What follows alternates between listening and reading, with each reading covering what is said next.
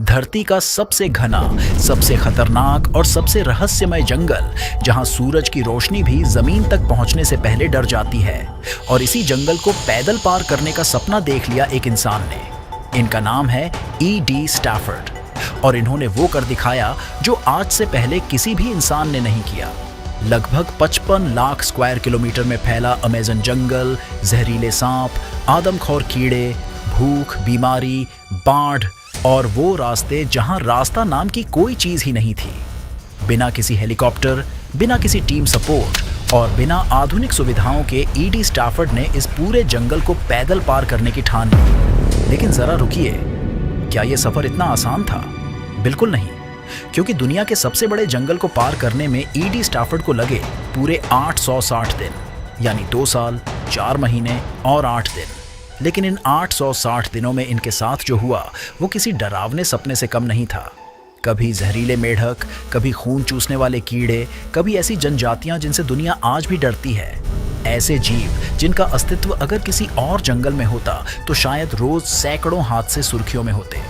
लेकिन इनके सफर में अमेज़न जंगल का वो राज खोला जो आज से पहले ना किसी ने सुना था और ना किसी ने देखा था। इस वीडियो में हम जानेंगे कि अमेज़न जंगल आखिर इतना खतरनाक कैसे बना, क्यों यहाँ के जीव दुनिया के बाकी जंगलों से अलग और ज्यादा जानलेवा हैं, और जब E.D. स्टैफर्ड इस जंगल से बाहर निकले तो उन्होंने इंसानियत को कौन सी चौंकाने वाली सच्चाई बताई। वीडियो के अंत तक बने रहिए, क्योंकि ये कहानी सिर्फ एक इंसान के सफर की नहीं बल्कि जिद और ताकत की है। E.D. स्टैफर्ड एक एक्सप्लोरर थे जो ब्रिटिश आर्मी में काम कर चुके थे और जंगलों में सर्वाइवल ट्रेनिंग भी ले चुके थे। लेकिन एक दिन उनके दिमाग में एक ऐसा ख्याल आया जो आज तक किसी ने सोचा भी नहीं था। उसने सोचा, अमेज़न दुनिया का सबसे बड़ा जंगल है, लेकिन क्या कोई इंसान इसे पूरा पैदल पार कर सकता है? क्योंकि आज तक लोग अमेज़न को नाव या हेलीकॉप्टर से छोटे छोटे हिस्सों को पार करते थे, लेकिन शुरुआत से अंत तक कोई भी पार नहीं करता था। उसने सोचा कि आखिर है तो ये जंगल ही क्यों ना इसे पैदल ही पार किया जाए। और यहीं से उस सफर की शुरुआत हुई। साल था 2008। E.D. पेरू की पहाड़ियों में पहुंचते हैं, क्योंकि अमेज़न नदी का जन्म यहीं से होता है। उनका लक्ष्य साफ था, अमेज़न नदी के साथ साथ चलते हुए जंगल के अंदर से रास्ता बनाते हुए ब्राजील के अटलांटिक महासागर तक पहुंचना। शुरुआत में वो अकेले नहीं थे, उनके साथ 2 लोग और थे, कैमरामैन और एक लोकल गाइड। लेकिन अमेज़न ने बहुत जल्दी बता दिया, यह जंगल जिस इंसान को चुनता है वही आगे जा सकता है। इस जंगल के हर कदम पर माचेती से झाड़ियां काटनी पड़ती थी। दिन भर चलने के बाद भी ये लोग मुश्किल से 1 से 2 किलोमीटर ही आगे बढ़ पाते थे। इस जंगल के घने होने के कारण सूरज की रोशनी जमीन तक पहुंचती ही नहीं थी, जिसके कारण हर तरफ नमी होने के कारण कीड़े, सांप और जानलेवा मच्छर इनका पीछा करते थे। कुछ ही दिनों में कैमरामैन और लोकल गाइड बीमार पड़ जाता है और वो एक एक करके लौट आते हैं। अब E.D. पूरी तरह अकेले थे।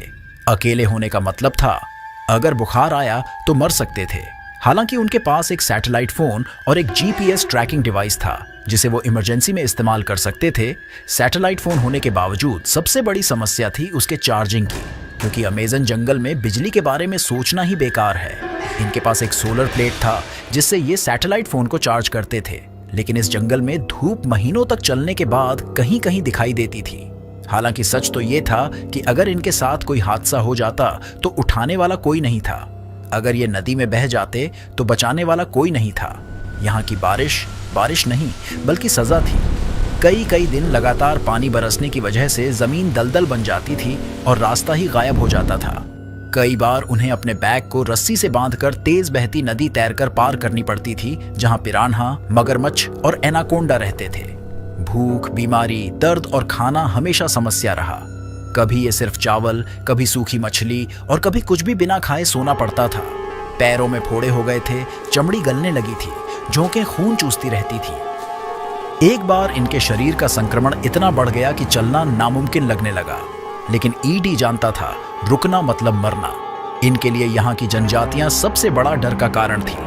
कई बार उनका सामना अलग थलग जनजातियों से हुआ। कुछ ने मदद की, कुछ ने चुपचाप देखा और कुछ की आंखों में साफ चेतावनी थी, यहां से निकल जाओ। एक गलत इशारा, एक गलत कदम और कहानी वहीं खत्म। कई रातें उन्होंने इसी डर में काटी कि अगली सुबह देख पाएंगे या नहीं। जब सफर अपने सबसे कठिन हिस्से में था तो ब्राजील के अंदर ईडी की मुलाकात गाडियल सांचेज रिवेरा नामक व्यक्ति से होती है।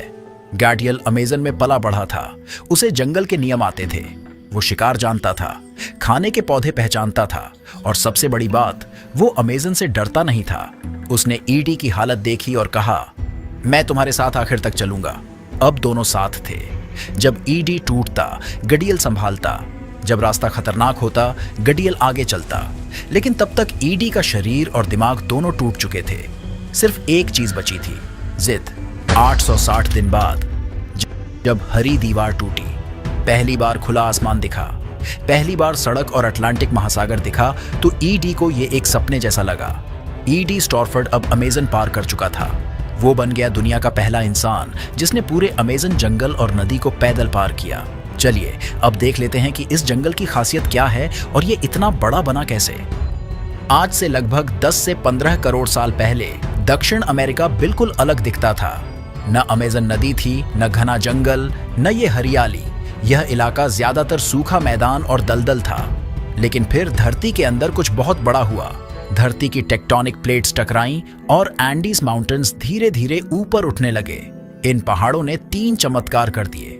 हवा का रास्ता बदल दिया, बादलों को रोक लिया और बारिश को जन्म दे दिया। अब बादल पहाड़ों से टकराकर लगातार बारिश करने लगे। पहाड़ों पर गिरा पानी नीचे की ओर बहने लगा। छोटी बनी धाराएं नदियों में बदली। पेरू में 2 बड़ी नदियां बनी, पहला मरान्योन रिवर और दूसरी उचायाली रिवर। जब ये दोनों नदियां नौटा के पास मिली तो जन्म हुआ अमेज़न रिवर का। यानी अमेजन नदी एक नहीं, 2 विशाल नदियों की संतान है। आपको तो पता ही होगा कि समुद्र के पानी का जो भाप होता है वही बादल बनकर बरसता है। लेकिन अमेजन जंगल की कहानी में अलग ट्विस्ट है। जैसे जैसे जंगल बढ़ा, पेड़ों ने नमी को हवा में छोड़ा। हवा नम होती गई, बादल बनने लगे। इसे रेन रिसाइकलिंग कहते हैं। मतलब अमेजन जंगल खुद अपनी बारिश बनाता है। इसीलिए यहाँ साल भर नमी रहती है और जंगल मरता नहीं। इसके विशाल बनने के पीछे एक नहीं बल्कि 1100 से अधिक सहायक नदियों का योगदान है। इन नदियों का पानी और बारिश का पानी पेड़ों को मरने ही नहीं देता बल्कि उनकी संख्या को लगातार बढ़ाता रहता है। इसीलिए ये जंगल इतना विशाल है। यह जंगल दिखने में हरा भरा है, लेकिन असल में यह जिंदा शिकारी है। यहाँ खतरा छिपकर नहीं आता। यह हर पत्ते, हर पानी की बूंद और हर सांस में मौजूद होता है। अमेजन में दिन और रात का फर्क समझ में नहीं आता। पेड़ इतने घने हैं कि दोपहर में भी अंधेरा लगता है। नमी इतनी है कि कपड़े सूखते नहीं, घाव भरते नहीं और शरीर हमेशा कमजोर रहता है। यहाँ इंसान थकता नहीं बल्कि धीरे धीरे गलता है। अमेजन की जमीन पर कदम रखते ही आप सांपों की दुनिया में आ जाते हैं। यहाँ ऐसे सांप हैं जिनका जहर कुछ मिनटों में दिल बंद कर देता है। कुछ ऐसे हैं जो काटते भी नहीं, बस चुपचाप लिपटते हैं और तब तक दबाते हैं जब तक सांस बंद न हो जाए। घास में कदम रखा और अगर आवाज नहीं आई तो समझिए चेतावनी नहीं मिलेगी। अक्सर हमारे और आपके घरों में पाए जाने वाले मेढक भद्दे और बिना जहर वाले होते हैं, लेकिन सावधान अमेजन में सबसे खतरनाक चीजें अक्सर सबसे सुंदर दिखती हैं। चमकीले रंग के मेंढक आपको इतना आकर्षित कर सकते हैं कि इन्हें छुए बगैर आप रह ही नहीं सकते, लेकिन इन्हें छूना मौत का न्योता जैसा है। इनके शरीर पर इतना जहर होता है कि एक छोटा सा स्पर्श कई इंसानों को मार सकता है। अमेजन में एक चींटी है, बुलेट एंट। इसके काटने पर लोग कहते हैं जैसे किसी ने गोली मार दी हो, लेकिन सच इससे भी बदतर है। इसका जहर इतना दर्दनाक होता है कि कई लोग दर्द से रोने नहीं, चिल्लाने लगते हैं। दर्द मिनटों का नहीं बल्कि कई घंटों तक रहता है और कुछ मामलों में पूरा दिन भी। अमेजन की कुछ जनजातियां मर्दानगी की परीक्षा के लिए इन चींटियों के दस्ताने पहनती हैं और अपने आप को इनसे कटवाती हैं, जो वाकई में हैरानी की बात है। कई लोगों का कहना है कि अमेजन जंगल में अगर सबसे ज्यादा और हर जगह पाया जाने वाला कोई जीव है तो वो मच्छर है। लेकिन इन्हें आम मच्छर समझने की भूल मत करना, क्योंकि इनका एक कांटा मलेरिया, डेंगू और पीला बुखार ला सकता है। अमेजन में सिर्फ जमीन नहीं, हवा भी खतरनाक है। यहाँ ऐसी मकड़ियाँ और कीड़े हैं जिनका काटना इतना दर्दनाक होता है कि लोग दर्द से पागल हो जाते हैं। कुछ कीड़े ऐसे हैं जो त्वचा के नीचे अंडे दे देते हैं। आपको तब तक पता नहीं चलता जब तक शरीर के अंदर कुछ हिलता महसूस ना हो। अमेजन की नदियां वैसे तो शांत दिखती है, लेकिन इन नदियों में उतरना मतलब खतरे को बिल्कुल दावत देने जैसा है, क्योंकि दुनिया का सबसे भारी सांप ग्रीन एनाकोंडा इस जंगल के जीवों को पकड़ने के लिए घात लगाए नदी के अंदर बैठा होता है। इसका शरीर इतना मोटा और भारी होता है कि एक बार लिपट गया तो निकलने का मौका नहीं मिलता। ग्रीन एनाकोंडा का शिकार आमतौर पर हिरण, सूअर, मगरमच्छ और बड़े जानवर होते हैं, लेकिन इंसान इसके लिए बहुत बड़ा नहीं है। अमेज़न में दर्ज कई घटनाएं बताती हैं कि अगर इंसान अकेला हो, पानी में हो, तो वह भी शिकार बन सकता है। अमेज़न में उत्तर दक्षिण समझ में नहीं आता। पेड़ एक जैसे, जमीन एक जैसी, आसमान दिखता नहीं। कई लोग सीधे चलते हुए भी गोल गोल घूमते रहते हैं और खुद को पहचान नहीं पाते। दिन में जो जंगल शांत लगता है, रात में वही जंगल जिंदा हो उठता है।